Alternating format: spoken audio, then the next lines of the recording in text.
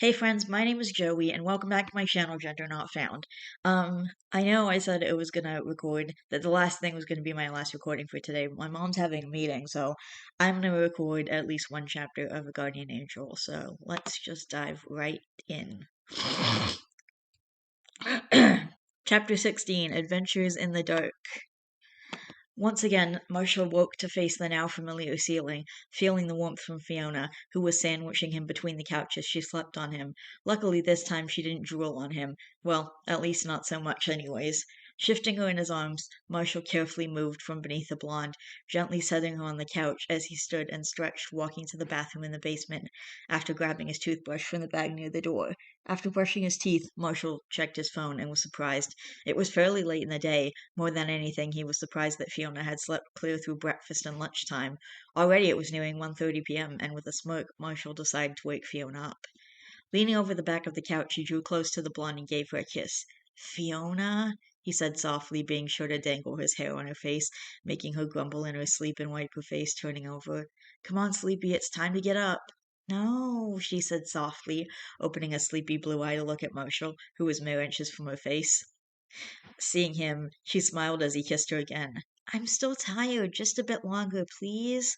Marshall studied her for a moment. She did look exhausted. All right, a few more minutes, okay? Okay. Can I sleep on you? You're comfy. Hearing this, Marshall laughed a bit and walked over to the couch, lying down as Fiona climbed on him, resting her head on his chest as he ran his fingers along her hair. You're totally drained, aren't you? He asked softly, feeling as she nodded her head, humming her affirmation. Marshall felt pity for the blonde. He should have expected that she'd be tired. After all, she woke up multiple times throughout the night from nightmares, and their nighttime excursion didn't help much either.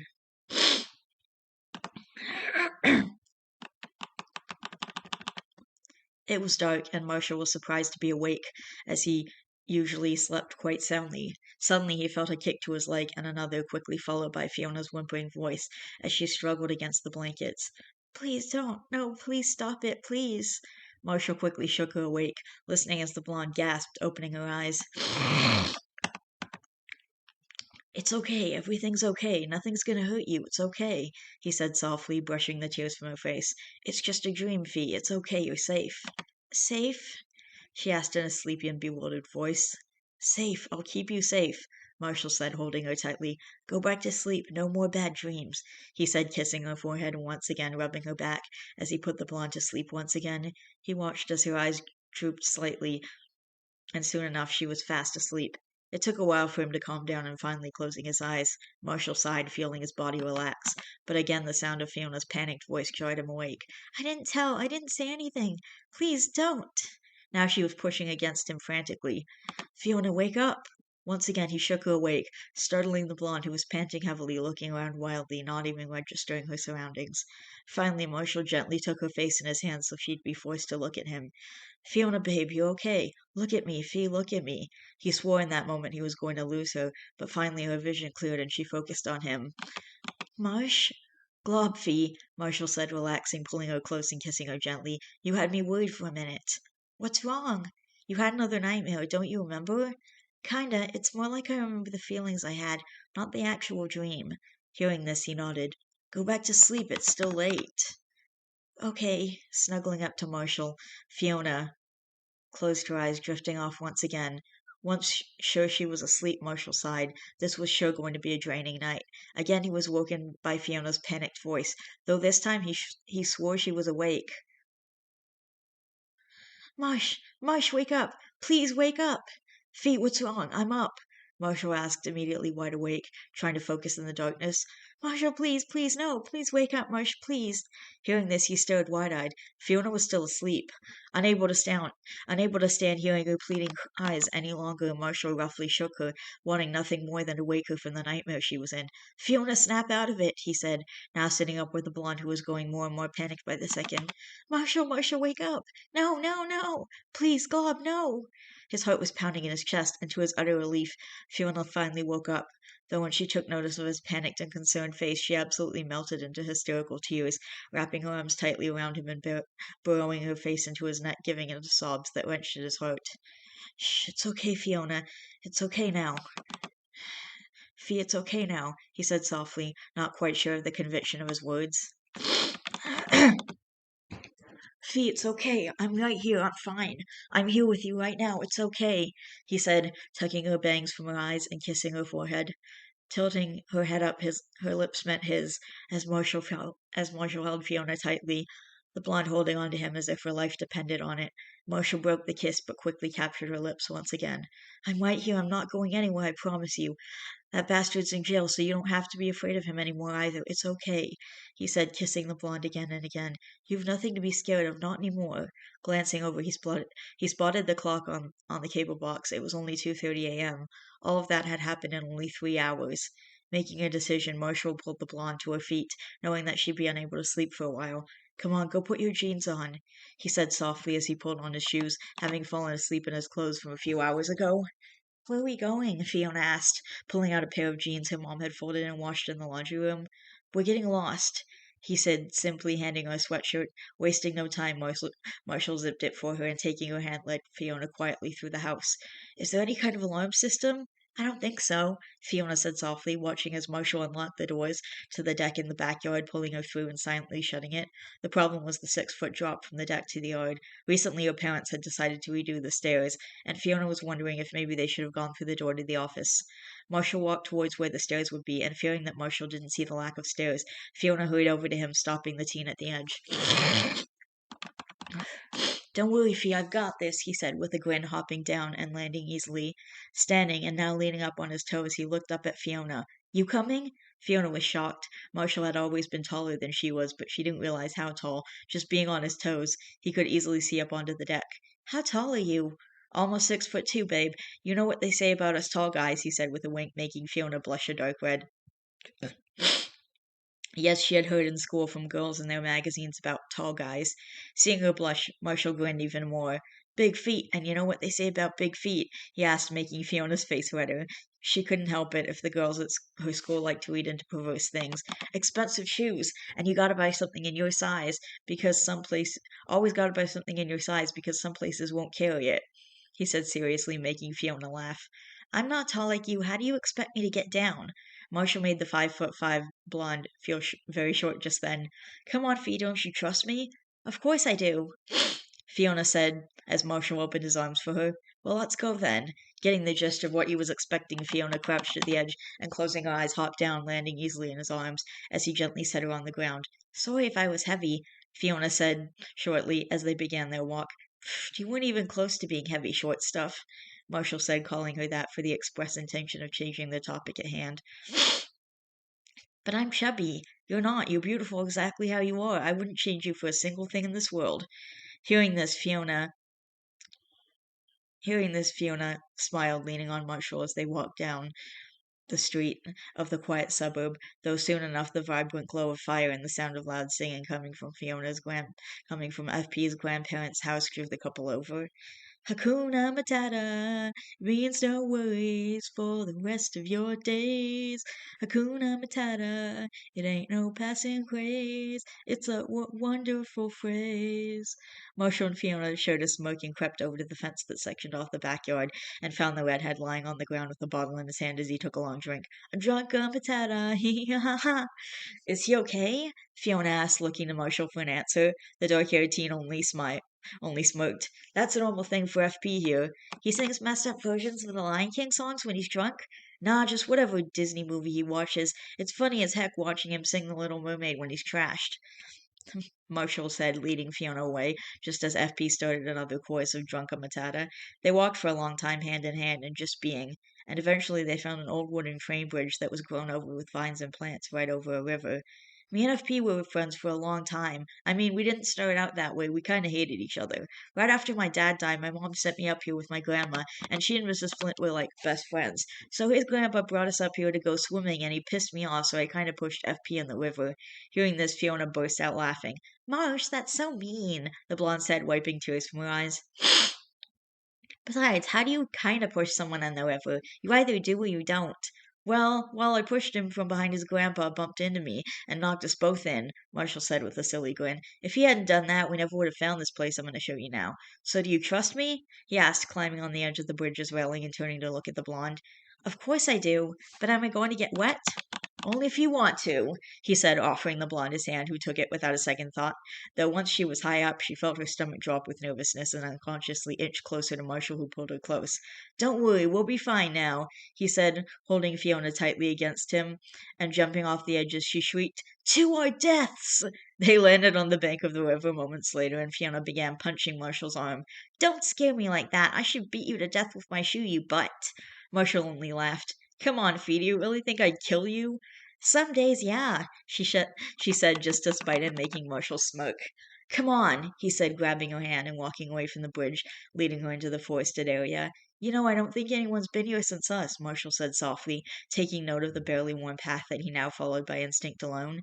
Finally, he paused, turning to face Fiona, who too stopped walking. Okay, we're totally lost. You're a horrible liar, Fiona said flatly, watching as he smoked. All right, you caught me. Sign one to know you're going in the right direction, he said, stopping at a smallish tree. You see the arrow? I carved that out years ago, he said as Fiona came over to inspect it. Once she did, they began to move onwards, continuing their trek. Sign two, Marshall said out of the blue. That giant boulder over there. They walked past it, and faintly she could hear the rushing of water. Finally, they made it to a clearing where Marshall stopped. This clearing is the final sign. This is where everyone must get naked, he said with a wolfish grin, taking his shirt off. But for the sake of your poor little heart, I'll be keeping my boxers on. You can wear my shirt if you want. I don't mind, he said, kicking his shoes off and removing his jeans, making Fiona blush a dark red.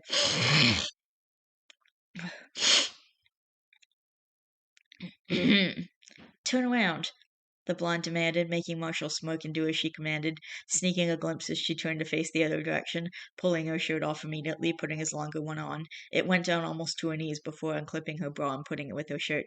She might as well have something dry. Then a thought came to her. Her shirt was long enough to cover her.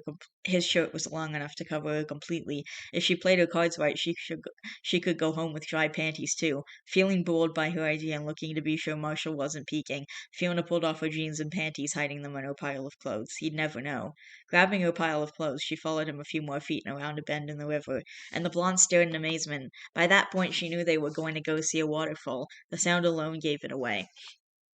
But the thing was massive. She was surprised that the river was so calm since the source of it was this huge thing.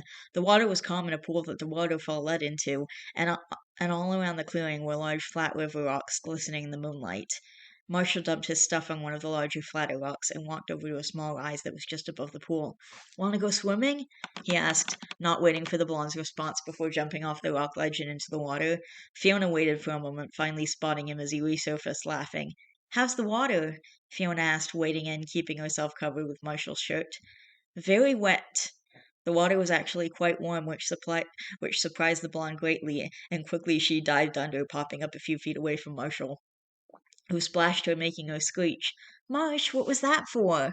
What? I thought you were a river monster. You saw me dive in, the blonde said, splashing Marshall back, making him smirk as he began swimming towards her. Marsh, what are you?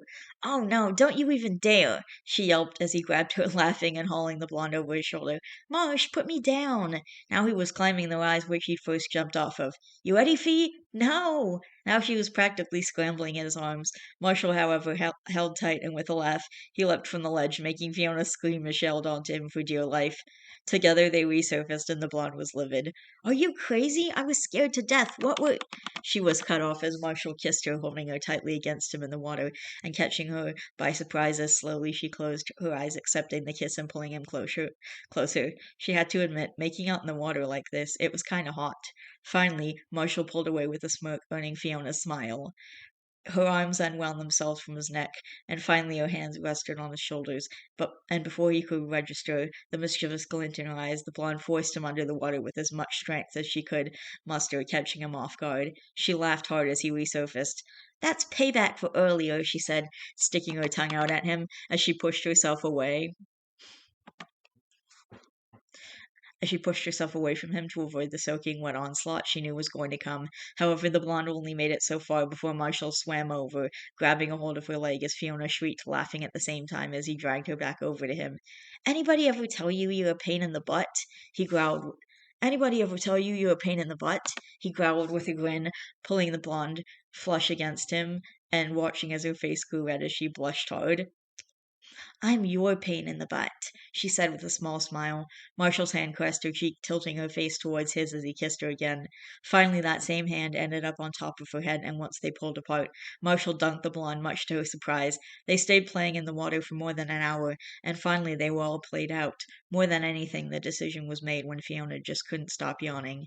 After climbing from the water, Marshall used his jeans to scrub his hair dry. Before putting them on, and respecting Fiona's privacy, he turned away, not peeking this time as she dressed, which she quickly did, pulling her panties and jeans on before tossing Marshall's shirt at him and putting on her brown shirt. She was, for the most part, completely dry and toasty warm, and was proud of her plan to not wear panties. Together they began walking back, but Marshall blinked, noticing one odd detail when he boosted Fiona up onto the bridge. "You're all dry," he said simply. "Mm-hmm," the blonde hummed with a shake of her head. "Your underwear should have soaked your clothes like mine did, unless—" He looked at the blonde curiously when suddenly he blinked. "You have way more balls than I gave you credit for," he said, grinning like a fool, making Fiona blush once again. "I never thought in a million years Miss Fiona would go swimming with me sans panties. Marshall, shut it. At least my butt's dry. If I had my way, mine would be too," he said with a wink as Fiona's blush soon took over her face. "You're a perv. Yeah, you're a perv." He just couldn't stop grinning, and Fiona knew it was because of her panty plan and shook her head with a sigh. The walk home had taken less time, and as they passed by FP's grandparents' house, the fire was nowhere to be seen.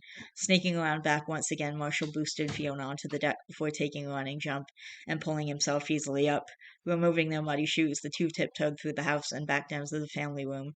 Fiona immediately grabbed a towel for her hair and her pajamas, changing on the laundry, letting letting Marshall get dressed in his own clothes in the bathroom. Tossing her dirty things in the washer, Fiona walked out and lay down on the couch with a yawn, and was joined by Marshall moments later. Lying down beside the worn-out teen, Marshall pulled her close, feeling as she drifted off easily in his arms. Checking the time, he spotted the clock. It was almost 4 a.m. Closing his eyes, he allowed sleep to take him, and for the rest of the night, Fiona had no more nightmares. Holding the blonde in his arms, Marshall daydreamed, humming softly to himself as he did so. He was wide awake now and knew he wouldn't go back to sleep, but he'd stay here as long as she wanted him to, because she needed him. And for Fiona, Marshall would do anything. Okay, that's it, and I'm not going to record a second chapter because my mom just came out from her meeting. Sorry, that's my computer. Anyway, so I'm gonna go now. I love each and every one of you guys. Please don't forget to always be yourselves. You're valid, and I will see you in the next video. Bye!